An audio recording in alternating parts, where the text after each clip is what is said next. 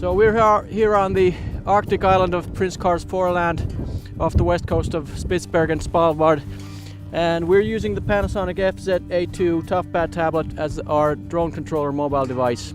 And we've really appreciated the features of the tablet. The rugged splash-proof construction is a great help in this very demanding environment, and the very bright screen is obviously also a benefit when operating in these conditions.